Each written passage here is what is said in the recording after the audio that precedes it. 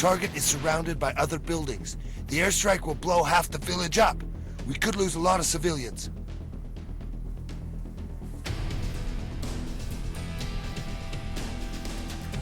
Be advised, Battle Mage. Civilians on site. Casualties will be high if we call this in from the air. Over. Copy, Razor Team. Think you can do this by hand? Over. Stand by, Battle Mage. I'll check with my team. Wait, out. Heads up, Razor. Any of you guys able to sneak in or even kill the guards and then plant satchels? Oh, man. Nah, I don't like the look of it.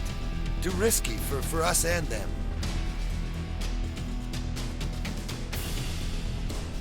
Hello, warfighters. War is hell.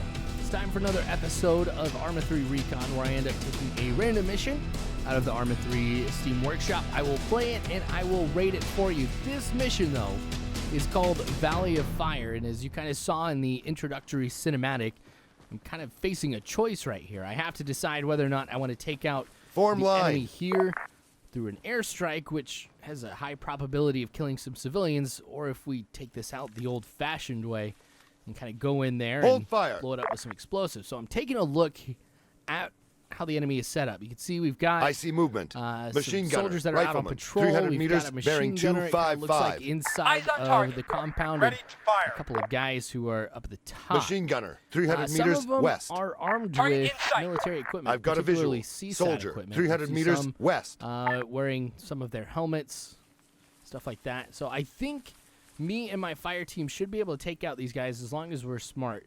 We figure we've got the element of surprise, so we can open up fire simultaneously, take out a few of them before they have an opportunity to kind of return fire towards us.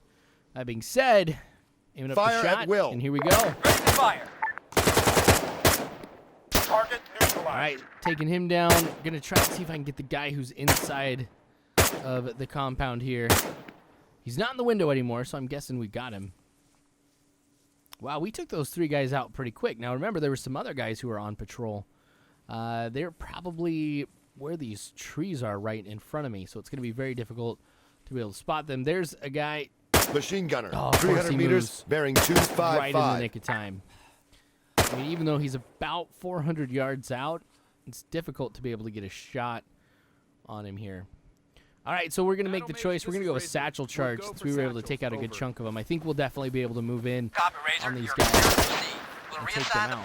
As I'm moving, of course, I've got my fire team still ready to open fire, but what are they shooting at? Well, there's someone who's in the back of a truck. So there's a technical up there, and I don't see that guy standing up anymore. It looks like we got him.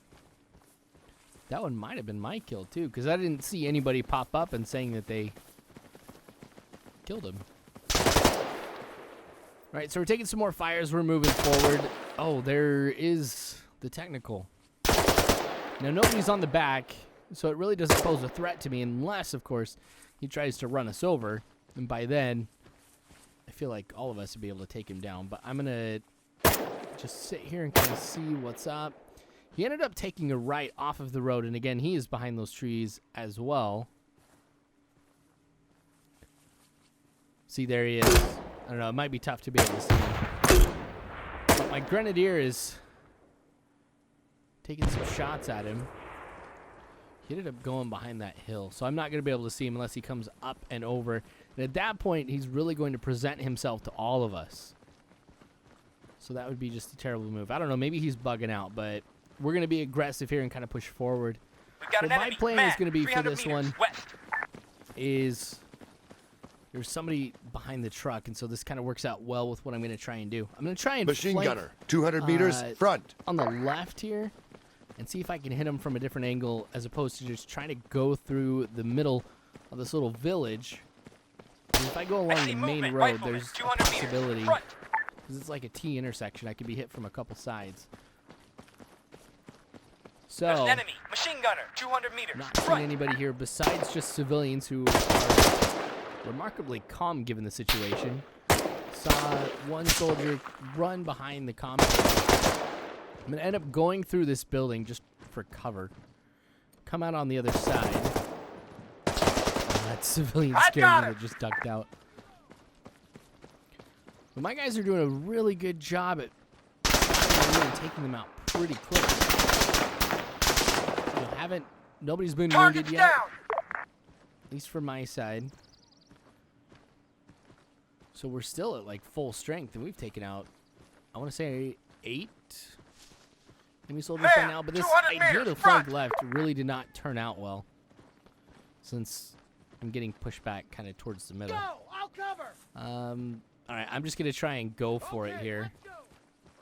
We'll just use this truck for cover. Just kind of move around. Oh, there was somebody. Contact! Machine gunner! Okay, I'm going to book it over to this house. He's getting set up. I think he took a couple shots at me. But remember, my guys are right behind me, too. They're going to be firing on him. And he's looking at them. Never mind. Looking at me. Got him with the first one. Guess it took him a little bit before he ended up dying.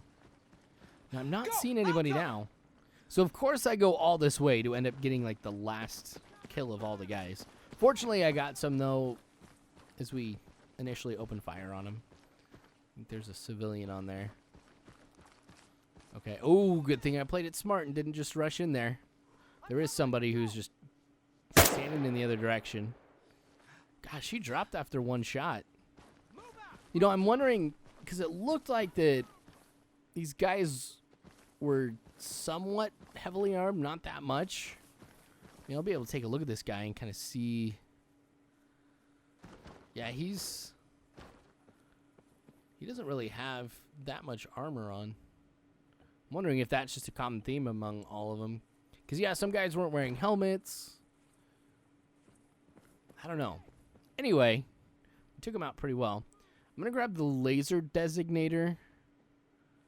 I'll just put it in that bag. And then a rangefinder, too, just to kind of make it easier. Of course, got to get med kit. I'll go with a suppressor here. There we go. And then I'll try and find here's the bipods. I'm going to grab a bipod, too, for my weapon. And then, since I got the laser designator, I should grab the batteries. One more first aid kit. Why not? Okay, we'll close out of that one. So I've got a number of explosive charges now to be able to take out this tower here. So this comm station, critical to the enemy operations. I'm going to go up to the top, though, just to see if I can get a better eye on the surrounding area. Remember, we had that technical that just ducked behind the hills. Maybe I will be able to spot him, or maybe there's some enemy that are around here, too, that we haven't spotted quite yet either. This does present a, potential problem for me. As I move up higher, yes, I can see more, but also the enemy is going to be able to see me as well. I could come under fire, and I'm stuck up here. Machine gunner, I can't 200 just straight up meters, drop. front. And, of course, as I'm most of the way Technical, up, 75 meters, to the rear. they're calling out some contact, so my only choice is to go up. Now, I have no cover really up here either.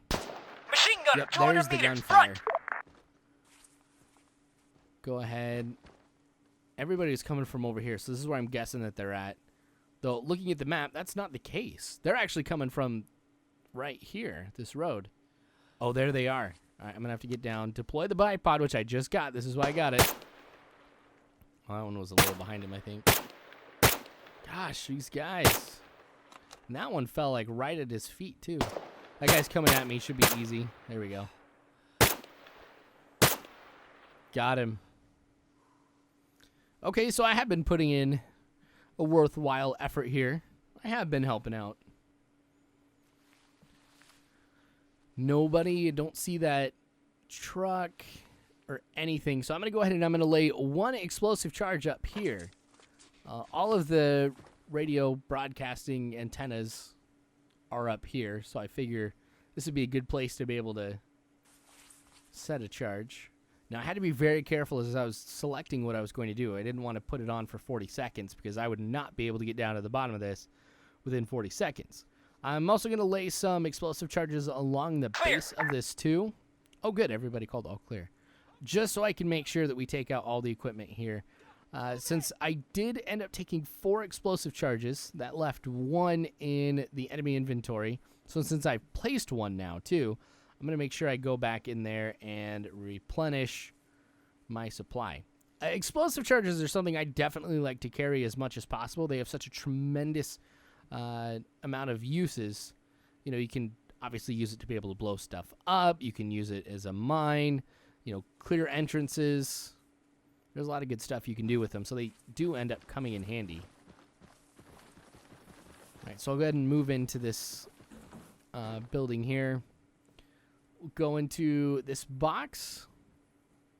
Oh, yeah, this was the one for all the accessories. I don't need to be in this one. I need to be in the other one here. Sweet. All the explosives are here. I don't want to take the explosive satchels. They pack a huge punch, but you also have to carry a lot, too. And dang it, I didn't mean to set that down. Of course, I can't go ahead and pick it back up or anything. Well, I guess this building's going down. I'll hover over it, but I'm not going to set it. Of course, I'm not going to blow it up while I'm that close. I'll be moving to a safe distance here with the rest of my fire team, too, just so we can blow this up. All right, almost there. Okay, I feel good, just about right here. So I'm going to turn around, wait for everybody to catch up, though we should be good. We'll give us a little bit more space here, just so you guys can see the awesomeness of when this thing falls. And let's do this.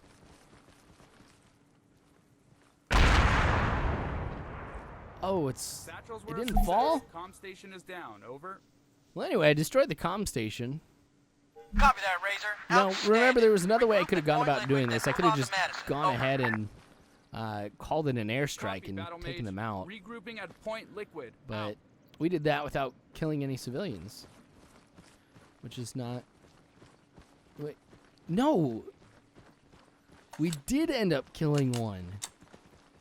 I don't know if you guys remember, but when I was climbing up and down the radio tower, I looked at the structure that we accidentally put that explosive charge in, and there was a civilian who was standing on top of it. Oh, well, when I get up here, I'm going to have to take another look back. There's that civilian being all creepy. Yeah, he died. Dang it. Well, to be fair, there really wasn't anything I could have done. Because, I mean, it's not like in this game it allows you to be able to tell the civilians to move away from the area because you're going to blow something up. Oh, well. Like, obviously, the reason why I went in this way is so I could reduce the amount of civilian casualties. You know, I think just about anybody would try to do. But I did lose one. I'm glad it didn't end up making you fail the mission either, because I can see where a lot of mission makers would end up doing that. I mean, if I would have gone with the airstrike, of course civilians would have died, and I wouldn't have failed the mission then either. At least that's what I think. I'm not going to go back and replay it just to kind of answer that one question. Okay, so I'm at Point Liquid now, which is where I am supposed to be to await pickup here, and here is the helicopter. It's actually going to take me to the second half of this mission. So yes, this video is another two-parter, but trust me, you guys, it is definitely worth it. You know, the second part of the mission, I thought was phenomenal. I'm excited to see if going back, doing commentary on it, and rewatching it is going to be as awesome as it is. So there is a cinematic here as soon as everybody ends up getting into the chopper. So I will go ahead and give you Get in that vehicle. farewell. Make sure you guys subscribe so you can see the second part of this video, as well as some of the other ones that will be later on. So we appreciate you guys watching again. So don't forget, you guys, war is hell. You don't have to worry. Guys, I got your six.